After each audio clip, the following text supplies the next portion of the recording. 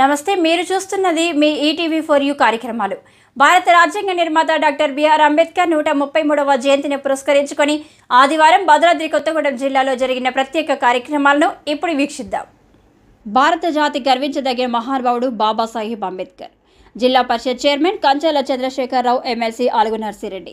సామాజిక న్యాయం కోసం, సమాజ స్థాపన కోసం, భారతదేశంలోని అన్ని వర్గాల ప్రజలు సమానంగా జీవించడం కోసం, సమాజంలో అట్టడుగున జీవిస్తున్న బలహీన వర్గాలు, దళిత వర్గాల అభ్యున్నతి కోసం అహర్నిశలు కృషి చేసి తన జీవితాన్ని అంకితం చేసిన మహానుభావుడు డాక్టర్ బాబాసాహెబ్ అంబేద్కర్ అని, తాను అపరిమితం మీద వారు రాసిన రాజ్యాంగమే మీరు భారతదేశ అభివృద్ధికి సమైక్యతను దిశానిర్దేశాన్ని సూచిస్తుందని, కావున ప్రతి ఒక్కరూ డాక్టర్ బాబాసాహెబ్ అంబేద్కర్ వారి జీవితాన్ని స్ఫూర్తిగా తీసుకొని పనిచేయాలని జిల్లా పరిషత్ చైర్మన్ కంచార్ల చంద్రశేఖరరావు, ఎమ్మెల్సీ ఆలుగు నర్సిరెడ్డి ఉద్ఘాటించారు.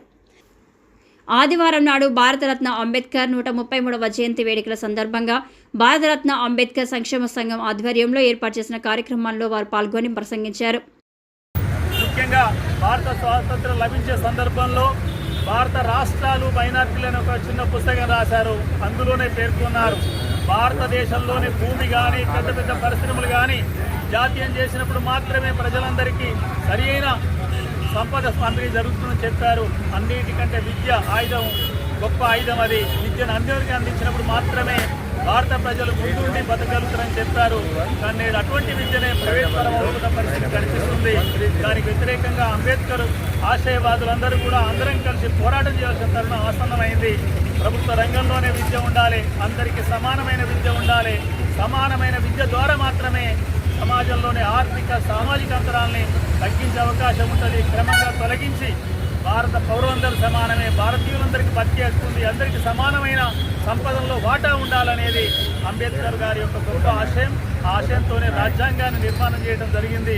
ఆశయాలకు పాటుపడదామని ఈ సందర్భంగా నాకు అవకాశం కల్పించిన మీడియా మిత్రులకు అందరికీ కూడా పేరు పేరున నమస్కారాలు తెలియజేస్తూ ముగిస్తున్నాను.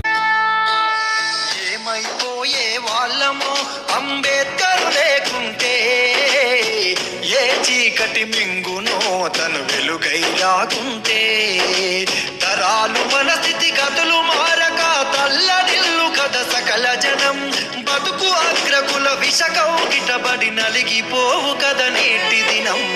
ఏమైపోయే వాళ్ళమో అంబేద్కర్ లేకుంటే, ఏ చీకటి మింగునో తను వెలుగై రాకుంటే.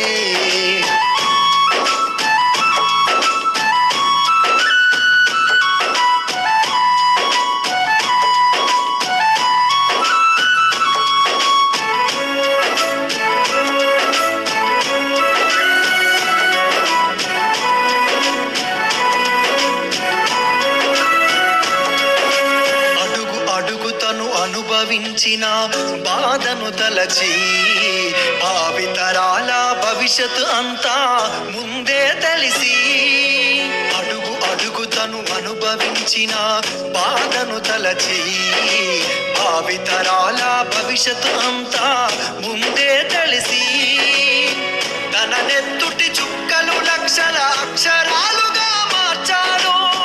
భారత జన నుదిటి రాతను అంబేద్కర్ మార్చాడు.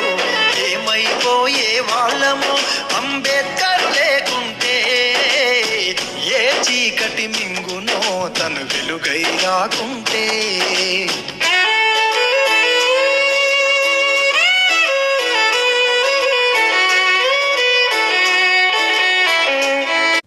చూస్తూనే ఉండండి మీ ఈటీవీ ఫర్ యూ కార్యక్రమాలు.